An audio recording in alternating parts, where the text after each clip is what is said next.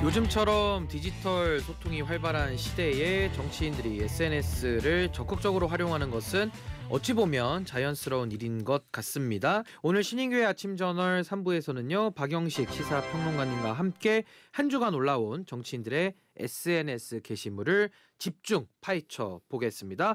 평론가님 어서 오십시오. 반갑습니다. 아유 오랜만에 웃으면서 이렇게 예. 인사드려서 너무 좋네요.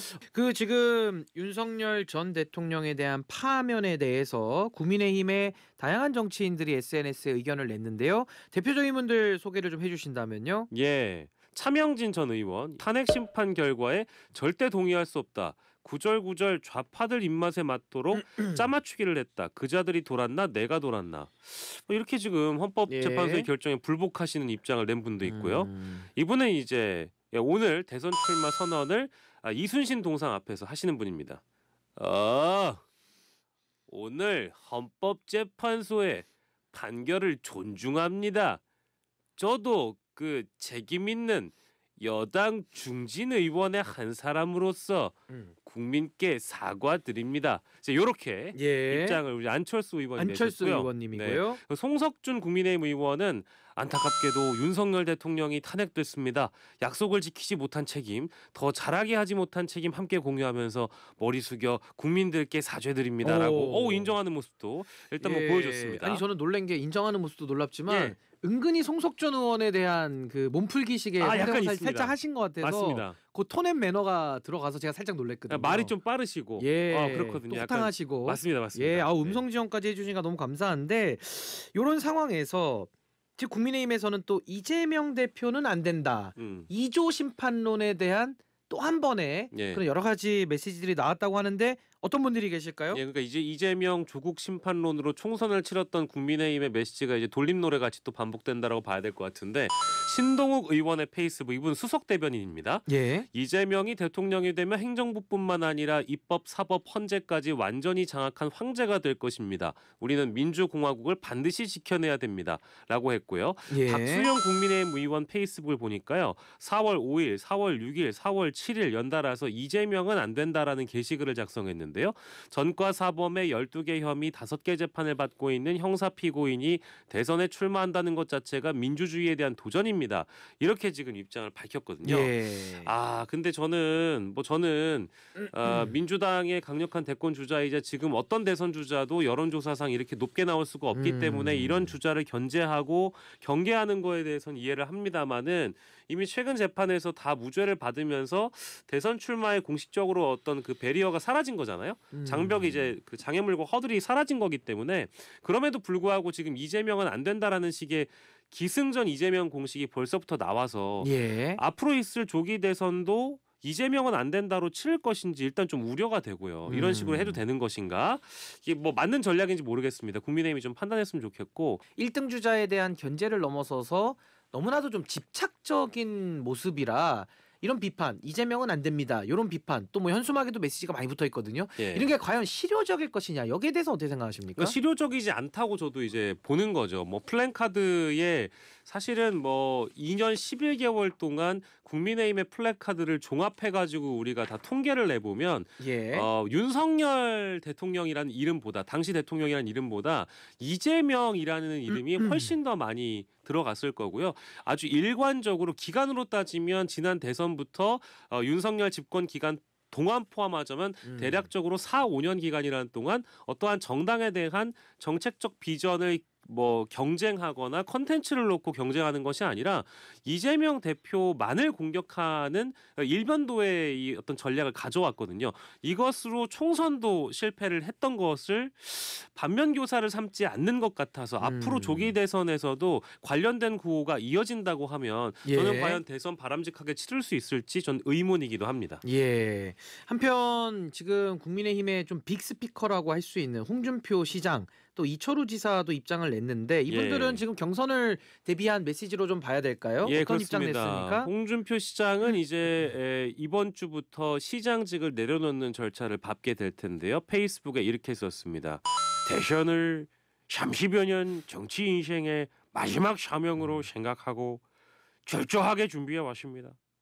다음 주부터 그 절차를 차례로 밟아 국민 여러분 앞에 다시 서 계십니다라고 예. 홍준표 시장이 남겨주셨고요. 정말 뭐 대구시청에 전 전화 연결한 줄 알았습니다. 예. 눈 감고 들어봤거든요. 예, 그리고 경북도지사이시죠.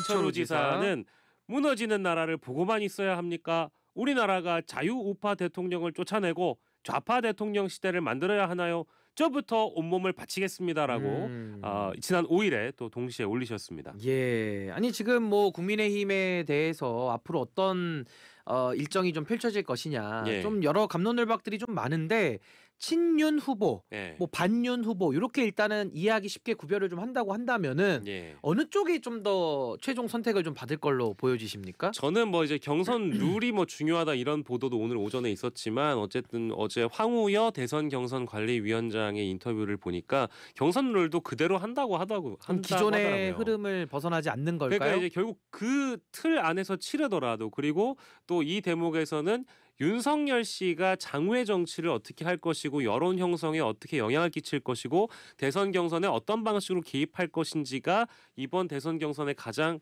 큰 포인트거든요. 가장 중요한 포인트이기 때문에 예. 아마도 지금의 흐름을 그대로 유지한다면 친윤 후보들이 이번 경선에서는 가장 크게 부각될 가능성이 높고 친윤 지지자들이 그 후보들을 옹립시킬 가능성이 매우 높다고 보고요. 그래서 김문수와 홍준표 시장 같은 분들의 어떤 이 친윤 색채가 좀 두터운 분들 이런 예. 분들이 두각을 드러낼 가능성이 높다고 보고 아쉽게도 제가 지금 언급할 수 있는 한동훈 전 대표라든지 뭐 유승민 전 의원이라든지 안철수 의원은 좀 지켜봐야 될 것 같아요. 이분의 지금 색채라는 게 지금 많이 옅어지긴 했거든요. 예. 반윤이라고 보기도 어렵고 그렇다고 해서 완벽한 친윤이라고 보기는 어렵습니다만 어쨌든 윤석열 당선에 혁혁한 공을 세웠던 단일화의 서사가 있기 때문에 예. 이분을 또 친윤 쪽에서 검토하고 있다는 얘기도 또한 들리고 있어서 아무튼 뭐 결론적으로는 친윤 쪽으로 좀 좁혀지는 그림이다라고 봐야 될 것 같네요. 그러니까 이게 워낙 정치가 좀 역동적이다 보니까 이제 국민의힘도 앞으로 어떻게 펼쳐질지는 우리가 다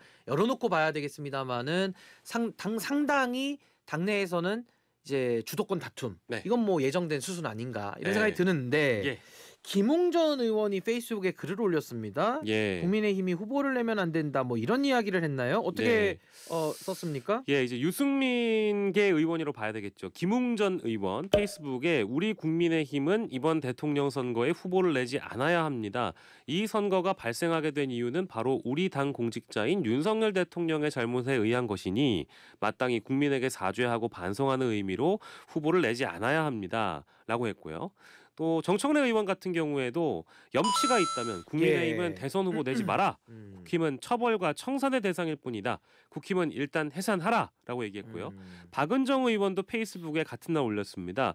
국민을 향하여 총뿌리를 겨눈 내란 수괴를 배출한 국민의힘은 이번 조기 대선에 후보를 내지 마십시오. 이미 당신들은 국민의 심판을 받았습니다라고 이렇게 조국혁신당, 민주당 또 차례로 국민의힘의 전직 의원인 김웅전 의원 페이스북까지 소개해드렸습니다. 근데 이게 좀 잘 읽어야 될 것 같은 게 예. 김웅전 의원은 유승민계로 분류돼 있는 분이고 예. 워낙 색채가 분명한 분이고 국민의힘은 후보를 내지 말아야 된다 지금 이렇게 얘기를 하고 있어서 예. 이걸 달리 읽으면 예. 최근에 개헌 논란 저희가 잠시 후에 짚어보겠습니다만은 예. 이 개헌을 고리로 해서 어떤 반 이재명 노선 네. 요걸 경고하게 해가지고 거기에 혹시 유승민 의원을 후보로 만들어야 된다 뭐 이런 숨은 뜻이 있는 거 아닌가 예. 이렇게도 읽힐 수 있거든요. 아, 저도 그 대목을 사실 집중해서 봤는데 아니 주체가 국민의 힘은 내지 않아야 된다 이렇다 보니까 그래서인지 몰라도 지금 유승민 의원 아하. 같은 경우에는 오픈 프라이머리를 하자 국민 후보를 내자라는 방식을 지금 내걸고 있거든요. 예. 그리고 이제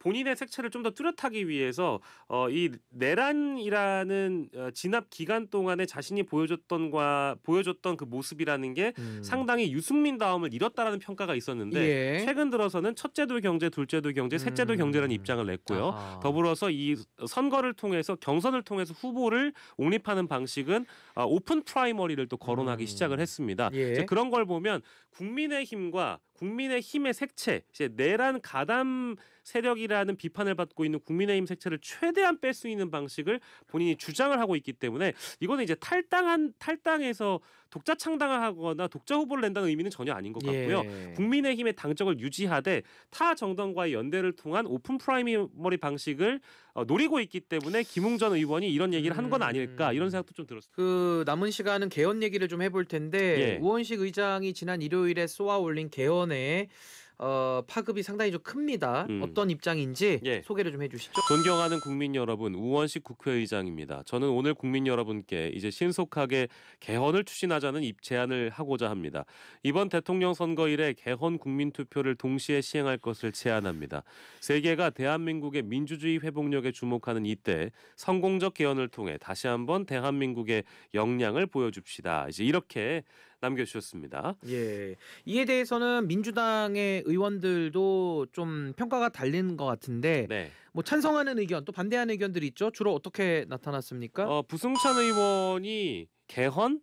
내란이 끝났어? 제발 정신 좀 차리자 이렇게 남겼고요. 민형배 의원은 개헌하자고요? 해야죠. 그런데 내란 잔불 처리가 우선 아닙니까? 개헌을 이리 서둘러야 하는 이유를 충분히 제시하지 못하면 다른 꿍꿍이가 있구나 오해하겠습니다. 이렇게 민형배 의원도 또 다른 분들은 어떤 의견 냈습니까? 다른 분들은 개헌에 이제 환영하는 입장이 있습니다. 김두관 전 의원 개헌 대통령이 되겠다고 일성을 내걸었습니다. 우원식 의장의 개헌 추진을 두 손 들어 환영합니다. 이제 개헌과 제7공화국 건설은 누구도 거역할 수 없는 요구가 됐습니다. 이렇게 얘기했고요. 예. 김동연 경기도지사의 경우에는 어제 우원식 국회의장의 대선 개헌 투표 제안에 적극 동의합니다. 이번 조기 대선은 새로운 대한민국으로 가느냐 마느냐를 가늠짓는 선거입니다.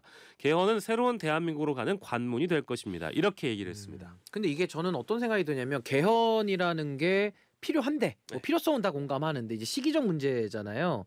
개헌이라는 것이 어떻게 보면 그 본연의 역할을 할 수도 있겠지만 네. 또 반대로 각각의 정치 주자들의 자기 욕심이 좀 투영된 개헌일 수도 있지 않는가. 그렇습니다. 요거 좀 어떻게 보십니까? 저는 뭐 이제 그 개헌이라는 것을 다들 이제 자기 논에 물을 대는 형태로 해석을 하고 있는 것 같고요. 아전인수격으로. 그렇죠. 아전인수격이고요. 예. 이게 다 자신의 정치적 실익에 따라서 움직였던 SNS라고 저도 보고 있습니다. 그러니까 제가 이제 이 개헌 논의가 적절한지에 대해서 우리 청취자분들께 어떤 것들이 우리에게 급선무로 다가오고 있는지를 좀 열거해서 말씀을 드려볼까요? 예. 일단 내란 수괴 혐의를 받고 있는 윤석열 아직도 한남동 관저에 있고요. 퇴거 안 했고요. 그렇죠.